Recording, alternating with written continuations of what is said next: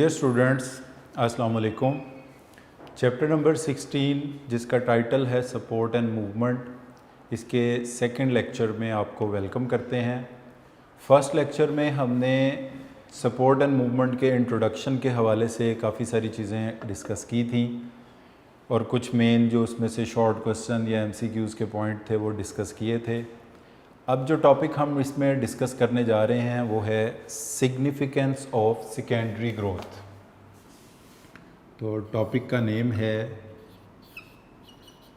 Significance of secondary growth. Dear students, यहाँ पर एक बात याद रख लें कि सेकेंडरी ग्रोथ कहते किसे हैं। सेकेंडरी ग्रोथ का मतलब है इंक्रीज इन डायामीटर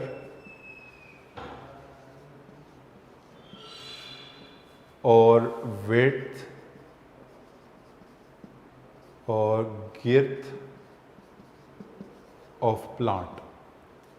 ऐसी ग्रोथ जिसमें प्लांट की मोटाई, चौड़ाई, डायामीटर में इजाफा हो, इसको हम नाम देते हैं सेकेंडरी ग्रोथ का।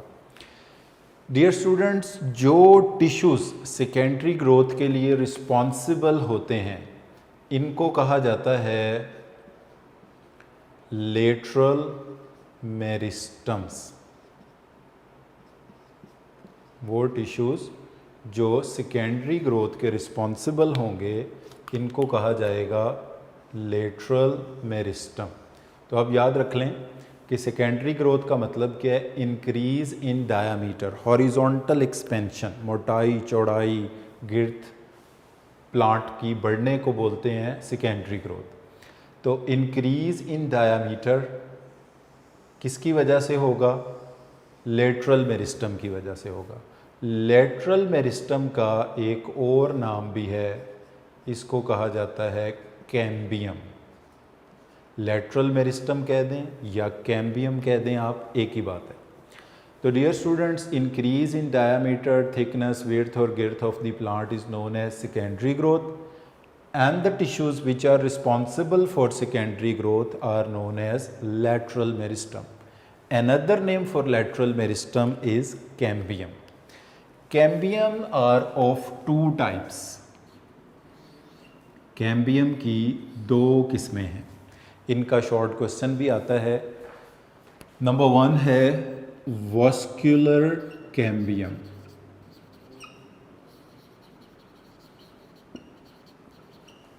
Number 2 cork cambium.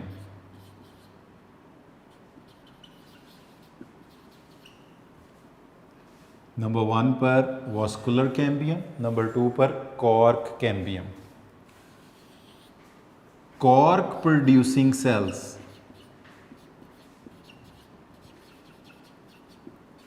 Cork producing cells को कहा जाता है cork cambium.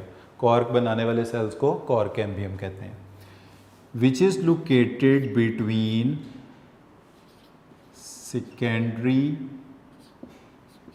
Xylem and secondary phloem is known as vascular cambium. तो डियर स्टूडेंट्स, कैम्बियम दो किस्म के हैं। नंबर 1 पर है वॉस्कुलर कैम्बियम। अब ये वॉस्कुलर कैम्बियम क्या होता है? ये वो कैम्बियम होगा जो between secondary xylem and secondary phloem पाया जाएगा। इनके आउटसाइड में सेकेंडरी फ्लोएम होंगे और इनके इनसाइड में इनवर्ड सेकेंडरी जाइलम होंगे। दूसरी टाइप का कैम्बियम कहलाता है कॉर्क कैम्बियम। ये cork cambium cork producing cells को बोलते हैं। अब अगर हम यही चीज़ें इस डायग्राम में लोकेट करने की कोशिश करें तो पहले नंबर पर ये जो आपको रेड कलर की लेयर नज़र आ रही है जो कि आउटर मोस्ट लेयर है, ये है कॉर्क। इसमें बुक की में 2 किस्म की डायग्राम्स दी हुई हैं, आप उसमें भी इसको देख सकते हैं कि सबसे बाहर वाली जो सेल्स की लेयर है dead waterproof covering of cells, ये डेड सेल्स होते हैं, इनको कहते हैं कॉर्क। कॉर्क के नीचे वो लेयर है जो कॉर्क को पैदा कर रही है, जो कॉर्क को बना रही है। अब इसको क्या नाम दिया जाएगा? इसको कहा जाएगा कॉर्क कैम्बियम। कॉर्क कैम्बियम के नीचे वो लेयर है जो कि लिविंग सेल्स पर मुश्तमिल है, इसको कहा जाएगा कॉर्टेक्स। कॉर्टेक्स के नीचे मौजूद हैं फ्लोएम और इनको हम कहेंगे सेकेंडरी फ्लोएम। इसके नीचे मौजूद है ये जो ब्लैक कलर की लेयर है, इसको कहेंगे वॉस्कुलर कैम्बियम। वॉस्कुलर कैम्बियम के नीचे जो लेयर्स हैं इनको कहा जाएगा सेकेंडरी जाइलम, और ये सेकेंडरी जाइलम ट्रांसफॉर्म होते चले जाएंगे into annual rings. Annual rings को ही कहा जाता है ग्रोथ रिंग्स। एनुअल रिंग्स कह दें तो भी ठीक है, ग्रोथ रिंग्स कह दें तो भी ठीक है। और शुरू में जो पहला जाइलम बना होगा ये कहलाएगा प्राइमरी जाइलम, और बिल्कुल जो सेंट्रल पार्ट है इसको कहेंगे पिथ, जो कि बड़े वुडी ट्रीज़ के अंदर ये डेड हो जाता है। तो अब अगर आप इस डायग्राम में देखें ये चार चीज़ें, सबसे पहले नंबर पे कॉर्क जो कि outermost dead waterproof covering of cell है, जिसको छाल कहते हैं, दरख्त की छाल बोलते हैं। नंबर 2, इसके नीचे कॉर्क को पैदा करने वाले सेल्स हैं जिनका नाम है कॉर्क कैम्बियम। कॉर्क और कॉर्क कैम्बियम मिलकर बनाते हैं आउटर बार्क, एक्सटर्नल बार्क भी आप इसको कह सकते हैं। कॉर्टेक्स तीसरी लेयर है, सेकेंडरी फ्लोएम या सिर्फ फ्लोएम भी कह दें की बात है। कॉर्टेक्स और फ्लोएम मिलकर बनाते हैं इनर बार्क, इंटरनल बार्क भी आप इसको कह सकते हैं। फिर आ जाता है वॉस्कुलर कैम्बियम। वॉस्कुलर कैम्बियम के आउटसाइड में फ्लोएम है और इनसाइड में जाइलम है। तो वॉस्कुलर कैम्बियम की डेफिनेशन भी यही है, a type of cambium located between secondary xylem and secondary phloem is known as vascular cambium. Vascular cambium के जब सेल्स डिवाइड करके नए सेल्स पैदा करेंगे तो जो ये आउटवर्ड सेल्स पैदा करेंगे वो बनाएंगे फ्लोएम को, जो ये इनवर्ड सेल्स पैदा करेंगे वो बनाएंगे जाइलम को। मगर इनकी आउटवर्ड जो रेट ऑफ सेल डिवीजन है वो कंपैरेटिवली स्लो है, इनवर्ड जो रेट ऑफ सेल डिवीजन है वो ज़्यादा है। मसलन अगर आउटसाइड में ये एक सेल पैदा करते हैं तो इनसाइड में 3 या 4 सेल पैदा करेंगे, इनसाइड में रेट ऑफ सेल डिवीजन ज़्यादा है।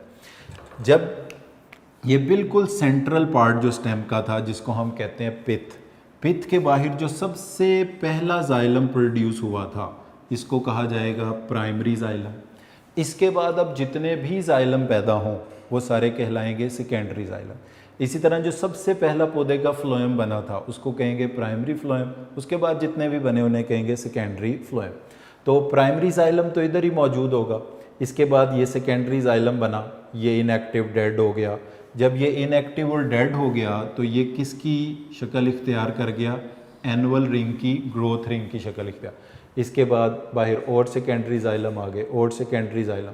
तो इस तरह वॉस्कुलर कैम्बियम के ये जो इनसाइड लेयर्स हैं सेल्स की ये सारे सेकेंडरी जाइलम हैं, इन्हीं को वुड कहते हैं। ये जो एक एक सर्कल आपको नज़र आता है इसको एनुअल रिंग या ग्रोथ रिंग कहते हैं। अब इसमें कुछ छोटे छोटे शॉर्ट क्वेश्चंस हैं, जैसे नंबर 1 पर पहला क्वेश्चन यही था व्हाट इज़ सेकेंडरी ग्रोथ। तो इसको डिफाइन कैसे करेंगे? इंक्रीज इन डायामीटर, गिर्थ और width of the plant is known as secondary growth. अब दूसरे नंबर पर नेक्स्ट क्वेश्चन आता है कि व्हाट आर कैम्बियम या what are lateral meristem. So lateral meristem और कैम्बियम एक ही बात है, इनको हम कैसे डिफाइन करेंगे? दो सेल्स और tissues which are responsible for secondary growth are known as lateral meristem और कैम्बियम। नेक्स्ट क्वेश्चन फिर आता है कि कैम्बियम की कितनी टाइप्स हैं? तो कैम्बियम की 2 टाइप्स हैं, वॉस्कुलर कैम्बियम और कॉर्क कैम्बियम। ये क्वेश्चन इस तरह से भी आ सकता है, differentiate between cork cambium and vascular cambium. तो आप दोनों कॉलम्स में दोनों की डेफिनेशंस लिख देंगे। A cambium located between secondary xylem and phloem is known as vascular cambium. Vascular cambium के आउटसाइड में फ्लोएम है, इनसाइड में जाइलम है। A cambium located below cork या cork producing cambium is known as cork cambium. फिर इधर से कुछ क्वेश्चंस हैं जो इनकी लेयर्स के हवाले से हैं कि आउटर बार किसकी बनी होती है, तो हम कहेंगे प्लांट की जो आउटर मोस्ट 2 लेयर्स हैं, cork and cork cambium, they will collectively form outer bark. Inner bark किस चीज़ पर मुश्तमिल है, inner bark consist of cortex and phloem पर मुश्तमिल है। फिर उसके बाद आता है इसमें पिथ क्या होती है, central most part of the stem is known as pith. जो बड़े वुडी ट्रीज़ होते हैं उसमें ये इसका सेल्स मौजूद होते हैं बट ये इनएक्टिव हो जाते हैं, ख़त्म हो जाते हैं। Annual rings and growth rings, इनकी क्या सिग्निफिकेंस है। Annual rings and growth rings are used to estimate the age of tree. ये एज ऑफ ट्री को एस्टिमेट करने के लिए इस्तेमाल होते हैं। अब फॉर एग्ज़ाम्पल एक साल में अगर एक रिंग बनता है तो अगर आप किसी दरख्त के बॉटम पे ज़मीन के करीब से उसके नंबर ऑफ़ रिंग्स काउंट करते हैं, वो 10 रिंग्स निकलते हैं। एक साल में एक रिंग बनता है और उस दरख्त में 10 रिंग है या 50 रिंग है। 50 रिंग होने का मतलब होगा ये दरख्त 50 साल पुराना है, वो ज़्यादा चौड़ा होगा। 10 रिंग्स होने का मतलब ये 10 साल पुराना है, वो कम चौड़ा होगा। तो एनुअल रिंग्स या ग्रोथ रिंग से आप किसी एज की ट्री का एस्टिमेट लगा सकते हैं, अंदाज़ा लगा सकते हैं। ये हंड्रेड्स की तादाद में भी हो सकते हैं, तो वाइस वर्सा। कुछ दरख्त ऐसे भी होते हैं जो एक साल में एक रिंग बनाते हैं, कुछ ऐसे भी होते हैं जो एक साल में 2 रिंग्स बनाते हैं, या कुछ ऐसे होते हैं जो एक साल से ज़्यादा वक्त में रिंग्स बनाते हैं। तो उसके मुताबिक फिर हम उसकी प्लांट, मसलन अगर एक दरख्त है वो एक साल में 2 रिंग्स बनाता है, 10 रिंग्स नज़र आएंगे तो उसकी एज 5 साल होगी। तो एज ऑफ द ट्री को एस्टिमेट करने के लिए, डिटरमिन करने के लिए नंबर ऑफ एनुअल रिंग्स या ग्रोथ रिंग्स को काउंट किया जाता है।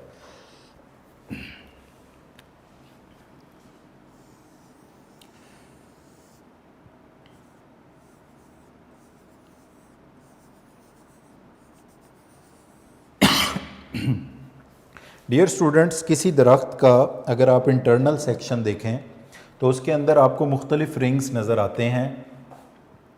उसमें जो रिंग सेंटर के अंदर पाए जाते हैं इनका कंपैरेटिवली कलर डार्क होता है, और जो बाहर की तरफ पाए जाते हैं उनका कंपैरेटिवली कलर लाइट होता है।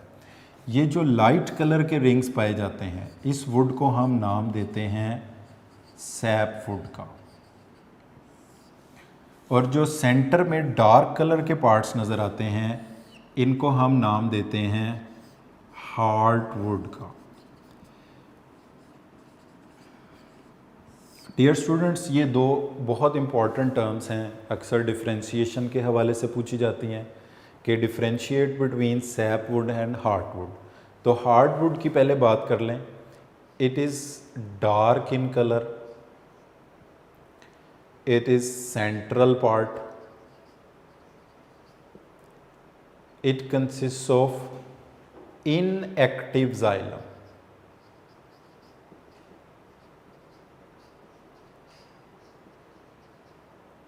it consists of inactive xylem। तो हार्डवुड क्या होगी, the central dark portion of the stem consists of hardwood। ये जो सेंट्रल डार्क पोर्शन स्टेम का हमें नज़र आ रहा है इसको कहा जाता है हार्डवुड। इसका डार्क कलर है, ये सेंट्रल है, और इसमें जितने भी जाइलम या रिंग्स हैं, ग्रोथ रिंग, वो सब इनएक्टिव है। ये डार्क क्यों है, ये इसके डार्क होने की वजह ये है कि यहाँ पे टॉक्सिन्स डिपॉजिट होते हैं। जो भी प्लांट के लिए टॉक्सिक मटेरियल होते हैं वो उसको हार्डवुड में डिपॉजिट कर लेते हैं। सेंट्रल वुड को हम क्या कहेंगे, हम इसको कहेंगे relatively bright in colour, colour में ब्राइट है, और सेंटर की बजाय साइडों में है, अतराफ में है, पेरिफेरल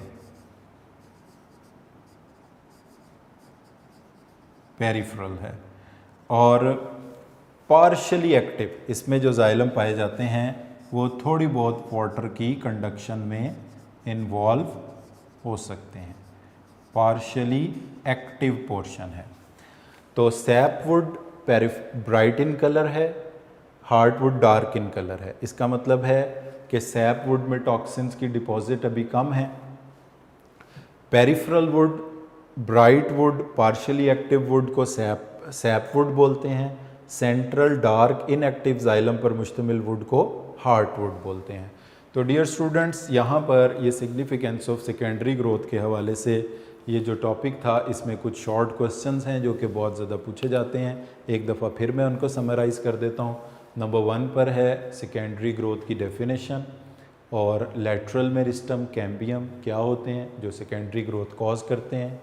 इसके बाद डायाग्राम के हवाले से कुछ क्वेश्चन हैं। आउटर बार कॉर कैम्बियम से मिलके बनी है, आउटर बार क्या होता है। इनर बार कॉर्टेक्स फ्लोएम से मिलके बना है, क्या होता है।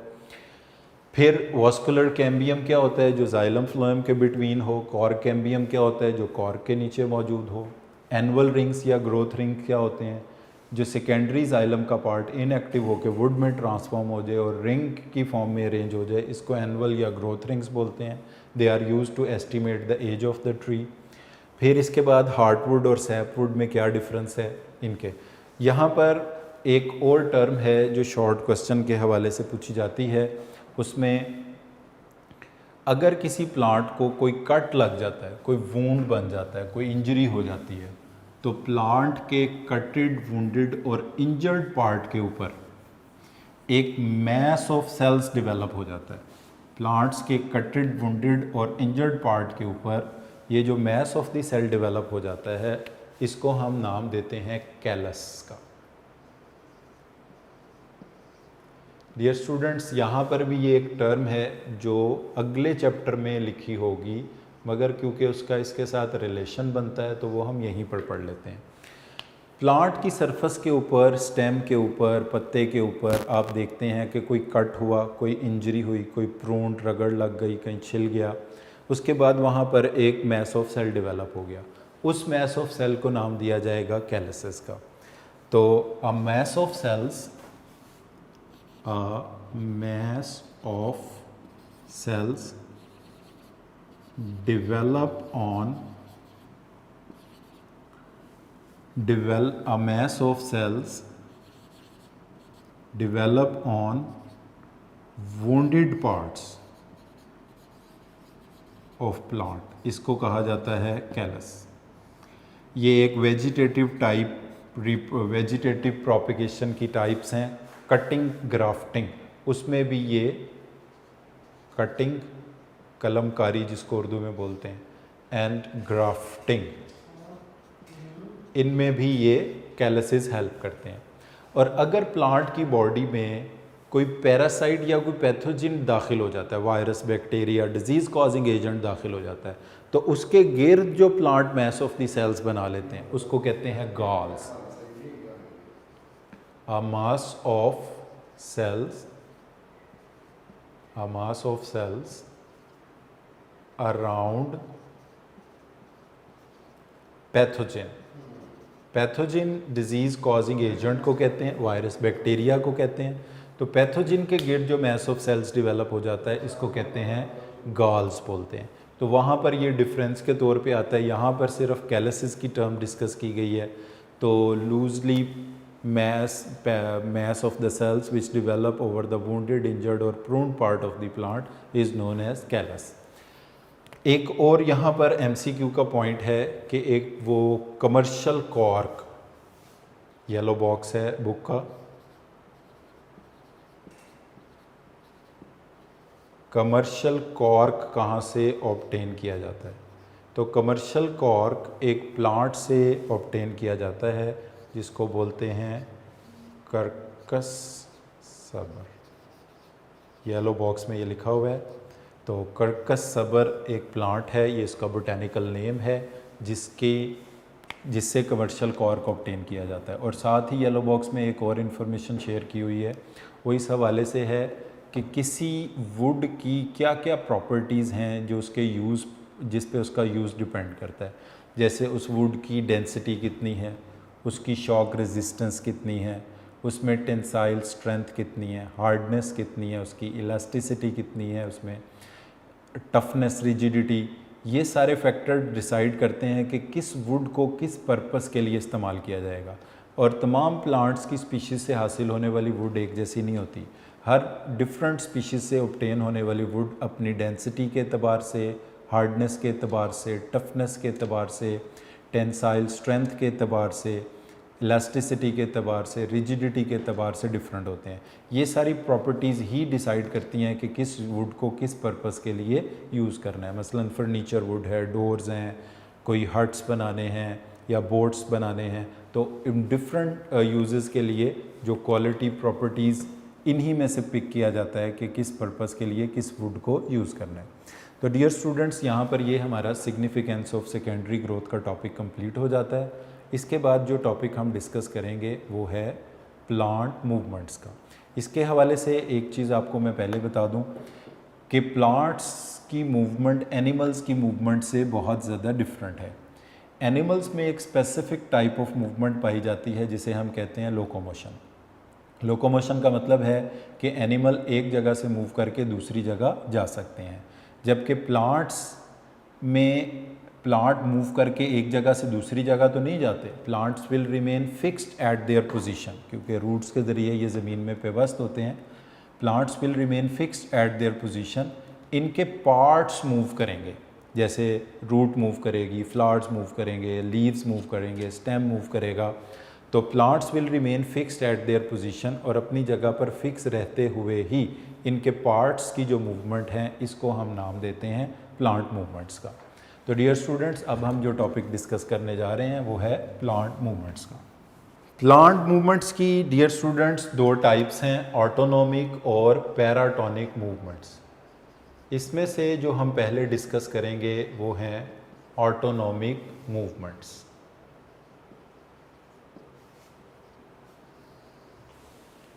डियर स्टूडेंट्स, ऑटोनॉमिक मूवमेंट्स वो होती हैं जो कि इंटरनल कॉजेज़ की वजह से होती हैं। Autonomic movements are due to internal causes. मसलन अगर किसी प्लांट में मूवमेंट की वजह बनता है टर्गर प्रेशर, ये दो ही चीज़ें हो सकती हैं, टर्गर प्रेशर ज़्यादा हो जाएगा या टर्गर प्रेशर कम हो जाएगा। तो टर्गर प्रेशर का ज़्यादा या कम हो जाना एक इंटरनल फैक्टर है। तो टर्गर प्रेशर की वजह से होने वाली मूवमेंट इंटरनल कॉजेज़ में आती हैं, ये ऑटोनॉमिक मूवमेंट्स कहलाएंगी। इसी तरह अगर ग्रोथ ज़्यादा कम हो जाए तो ग्रोथ भी इंटरनल फैक्टर है, ये भी ऑटोनॉमिक मूवमेंट्स में आएंगी। तो डियर स्टूडेंट्स, ऑटोनॉमिक मूवमेंट्स वो होती हैं जो कि इंटरनल कॉजेज़ की वजह से होती हैं। ऑटोनॉमिक मूवमेंट्स की तीन टाइप्स हैं। नंबर 1 इनकी टाइप है टेक्टिक मूवमेंट।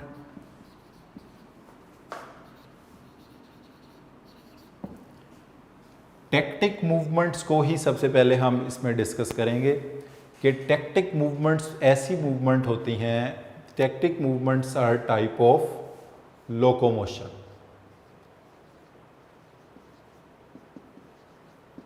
हम कहते हैं कि प्लांट्स जनरली लोकोमोशन तो नहीं करते, मगर कुछ लो प्रोफाइल के प्लांट या उनके कुछ cells they can move from one place to another place under the influence of stimulus.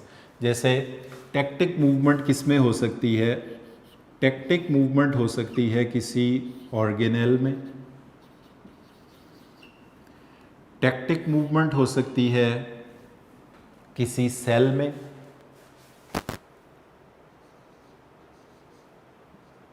या किसी यूनिसेलुलर या कॉलोनियल ऑर्गेनिज्म में।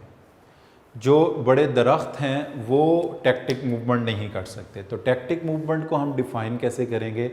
Tactic movement is a type of locomotion in which an organelle or a cell or an organism displace from one place to another place under the influence of stimulus. अब इसमें अगर ये cell या organelle या organism move करता है towards stimulus, if it moves towards stimulus, तो फिर हम कहेंगे कि ये इसका रिस्पॉन्स पॉजिटिव रिस्पॉन्स है। यानी तमाम वो मूवमेंट जिसमें मूवमेंट टूवर्ड्स द स्टिमुलस हो, उस रिस्पॉन्स को, उस मूवमेंट को हम पॉजिटिव मूवमेंट कहते हैं। और अगर ये रिस्पॉन्स या मूवमेंट अवे फ्रॉम स्टिमुलस हो, अवे फ्रॉम स्टिमुलस, तो इस तरह की मूवमेंट को कहा जाएगा negative response. If the stimulus is towards the stimulus तो ये, इफ़ द रिस्पॉन्स और movement is towards the stimulus तो पॉजिटिव रिस्पॉन्स है। If it is away from the stimulus तो ये कहलाएगा नेगेटिव रिस्पॉन्स कहलाएगा।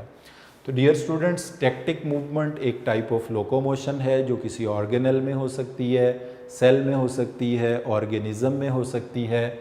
अगर इसमें स्टिमुलस के इन्फ्लुएंस में ऑर्गेनिज्म टूवर्ड स्टिमुलस जा रहा है तो इसके रिस्पॉन्स को पॉजिटिव रिस्पॉन्स कहेंगे, और अगर ये अवे जा रहा है तो इसके रिस्पॉन्स को नेगेटिव रिस्पॉन्स कहेंगे।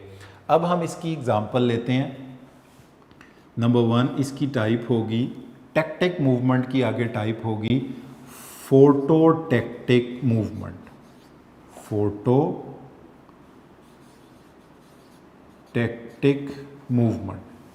डियर स्टूडेंट्स, फोटोटैक्टिक मूवमेंट वो मूवमेंट होगी जिसमें स्टिमुलस लाइट होगा।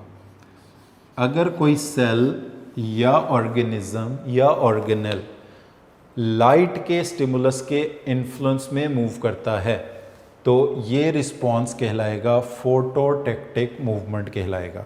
अब इसकी एग्जांपल हम लेंगे कि ये हमारे पास फॉर एग्जांपल एक प्लांट सेल है और इस प्लांट सेल में वैक्यूल भी है, न्यूक्लियस भी है।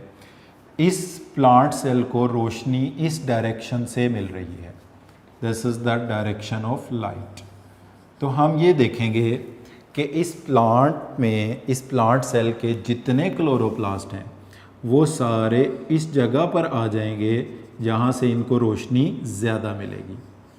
तो ये सारे कौन से ऑर्गेनेल हैं? क्लोरोप्लास्ट। ऑल दीज क्लोरोप्लास्ट, ये सारे के सारे क्लोरोप्लास्ट। क्लोरोप्लास्ट भी आपको बता दें क्या होता है, ये एक ग्रीन ऑर्गेनेल होता है प्लांट के अंदर, सेल के अंदर, डबल मेम्ब्रेनस होता है और ये फोटोसिंथेसिस में इन्वॉल्व होता है। अब डियर स्टूडेंट्स, आपने देखा कि ये तमाम क्लोरोप्लास्ट मूव करके उस तरफ चले गए जहाँ पर लाइट है, ताकि ये ज़्यादा लाइट एनर्जी को एब्जॉर्ब कर सकें, और ज़्यादा लाइट एनर्जी से क्या होगा कि ये ज़्यादा कार्बन डाइऑक्साइड को कन्वर्ट कर पाएंगे इनटू शुगर। अब इनका रिस्पॉन्स क्योंकि टूवर्ड्स लाइट है इसलिए इनका रिस्पॉन्स कहलाएगा पॉजिटिव रिस्पॉन्स। और सेल के अंदर जब भी सेल के साइटोप्लाज्म में कोई ऑर्गेनेल, कोई पार्ट मूव करता है तो इसकी मूवमेंट को हम कहते हैं साइक्लोसिस। साइक्लोसिस का मतलब होता है इंटरनल सेल मोशन। सेल के अंदर के कंटेंट्स जब भी मूव करेंगे तो ये प्रोसेस कहलाएगा साइक्लोसिस, या इसको हम नाम देंगे इंटरनल सेल मोशन का। तो फोटोटैक्टिक मूवमेंट डियर स्टूडेंट्स वो मूवमेंट है जो under the influence, under the stimulus of light है, जिसमें स्टिमुलस लाइट है, रोशनी है। इसकी एग्जांपल में हमने क्या लिया है?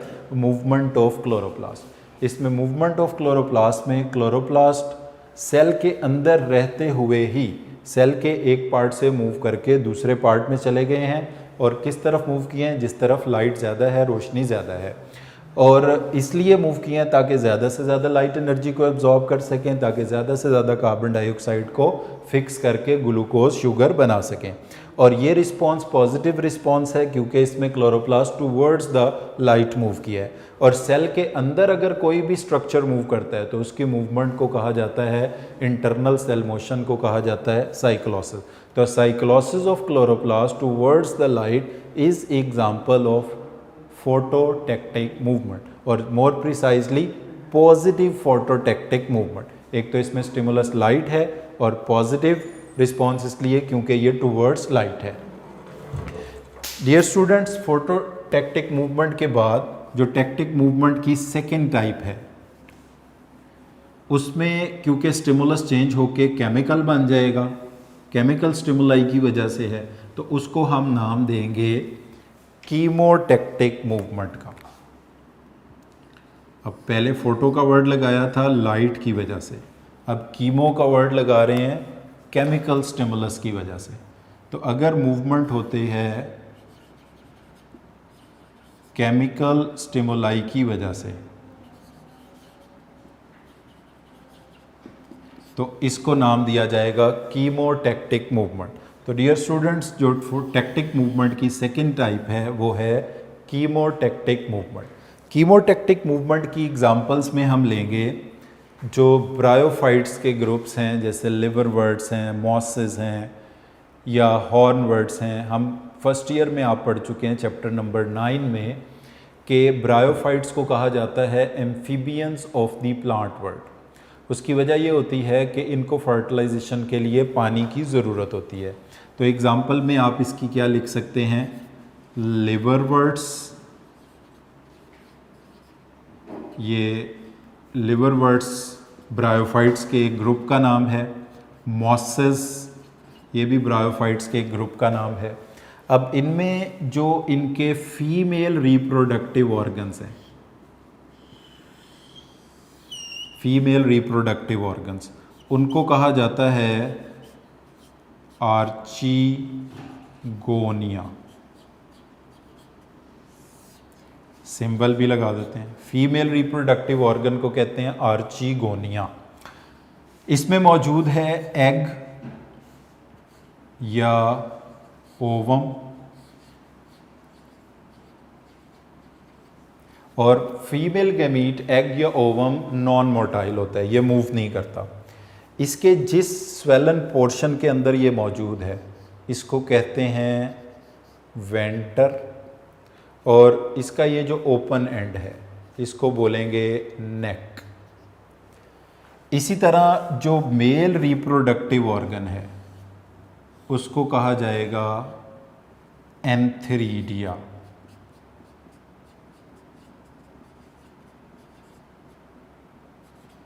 इसको बोला जाएगा एंथेरिडिया। एंथेरिडिया में बनेंगे मेल गेमीट्स, मेल गेमीट्स को कहेंगे स्पर्म। डियर स्टूडेंट्स, इसके मेल गेमीट्स मोटाइल हैं, फीमेल गेमीट्स नॉन मोटाइल हैं। अब ये पानी के ज़रिए, ये मूव किसके ज़रिए करेंगे, पानी के ज़रिए। इसीलिए इन प्लांट्स को कहा जाता है amphibians of the plant world, और इनका पानी के करीब करीब रहना ज़रूरी होता है बिकॉज इनके मेल गेमीट्स ने मूव करके पानी के थ्रू कहाँ तक पहुँचना है, फीमेल गेमीट तक पहुँचना है फॉर फर्टिलाइजेशन। अब डियर स्टूडेंट्स, यहाँ पर एक क्वेश्चन अराइज होता है कि ये जो मेल गेमीट्स हैं ये फीमेल गेमीट्स या एग तक ही क्यों जा रहे हैं, किसी और जगह क्यों नहीं जा रहे। उसकी वजह ये है कि यहाँ पर एग सिक्रीट करेगा एक सब्सटेंस जिसका नाम है न्यूक्लिक एसिड, और इस न्यूक्लिक एसिड को डिटेक्ट करते हुए स्पर्म एग तक पहुँचेंगे। तो स्पर्म की एग तक जो मूवमेंट है वो केमिकल स्टिमुलस की वजह से है। अगर किसी केमिकल स्टिमुलस के अंडर कोई सेल मुकम्मल एक जगह से दूसरी जगह मूव करता है तो एक तो ये टैक्टिक मूवमेंट है बिकॉज इसमें complete cell is moving from one place to another place. इसके अलावा इसमें स्टिमुलस केमिकल नेचर का है, इसलिए इसकी मूवमेंट को हम कहेंगे कीमोटैक्टिक मूवमेंट। तो कीमोटैक्टिक मूवमेंट की क्या एग्जांपल लेंगे डियर स्टूडेंट्स, हम लिवरवर्ट्स और मॉसेस में मेल गेमीट का फीमेल गेमीट एग तक आना, एंथेरिडिया से आर्चिगोनिया की तरफ आना, ये एग्जांपल है कीमोटैक्टिक मूवमेंट की। तो डियर स्टूडेंट्स, यहाँ पर हमारा टैक्टिक मूवमेंट्स का टॉपिक कंप्लीट हो जाता है। ऑटोनॉमिक मूवमेंट्स, वो मूवमेंट्स जो कि इंटरनल कॉजेज़ की वजह से होती हैं, और ऑटोनॉमिक मूवमेंट्स की वो टाइप पहली टाइप जिसको हम टैक्टिक मूवमेंट बोलते हैं, हमने पढ़ा कि ये एक टाइप ऑफ लोकोमोशन है जो कि एक ऑर्गेनल में हो सकती है, सेल में हो सकती है, ऑर्गेनिज्म में हो सकती है। अगर इसमें ऑर्गेनल, सेल या ऑर्गेनिज्म टूवर्ड्स स्टिमुलस मूव करे तो आप इसको पॉजिटिव रिस्पांस कहेंगे, अवे मूव करे तो इसको नेगेटिव रिस्पांस कहेंगे। और अगर इसमें ये स्टिमुलस तो केमिकल लिखा हुआ है हमने, लाइट हो तो ये फोटोटैक्टिक है, केमिकल स्टिमुलस हो तो ये कीमोटैक्टिक है। कीमोटैक्टिक की एग्जांपल में ब्रायोफाइट्स के ग्रुप्स हैं, लिवरवर्ट्स हैं, मॉसेस हैं, जिनमें मेल गेमीट पानी के ज़रिए मूव करके फीमेल गेमीट तक आते हैं, स्पर्म एग तक आते हैं। तो जब ये स्पर्म एग तक पहुंचते हैं तो इनको ज़रूरत होती है पानी की। इनकी फर्टिलाइजेशन वाटर डिपेंडेंट है, इस वजह से इनको एम्फीबियंस ऑफ प्लांट वर्ल्ड भी कहते हैं। एम्फी का वैसे मतलब होता है डियर स्टूडेंट्स टू, और बियंस का मतलब होता है हैबिटेट, यानी एम्फीबियन टू हैबिटेट। जैसे फ्रॉग का ग्रुप है एम्फीबियन, फ्रॉग पानी में भी रहता है, खुश्की में भी रहता है। फ्रॉग कम्प्लीटली खुश्की के ऊपर अपनी ज़िंदगी गुजार सकता है, मगर पानी में उसका जाना इसलिए ज़रूरी है ताकि वो रिप्रोडक्शन करे, यानी उसके भी दो हैबिटेट्स हैं। इसी तरह यहाँ पर भी ब्रायोफाइट्स को amphibians of the plant world कहने की वजह यही है कि इनके दो हैबिटेट हैं, पानी और खुश्की दोनों में। ये पानी इनको किस लिए चाहिए? रिप्रोडक्शन के लिए चाहिए। तो डियर स्टूडेंट्स, ऑटोनॉमिक मूवमेंट्स की पहली टाइप टेक्टिक मूवमेंट्स यहाँ पर हमने कंप्लीट कर ली है। अब इसकी दूसरी टाइप जिसको हम टर्गर मूवमेंट्स कहते हैं, इसके बाद हम वो स्टार्ट करेंगे। यहाँ पर ये लेक्चर हमारा मुकम्मल हो जाता है। शुक्रिया।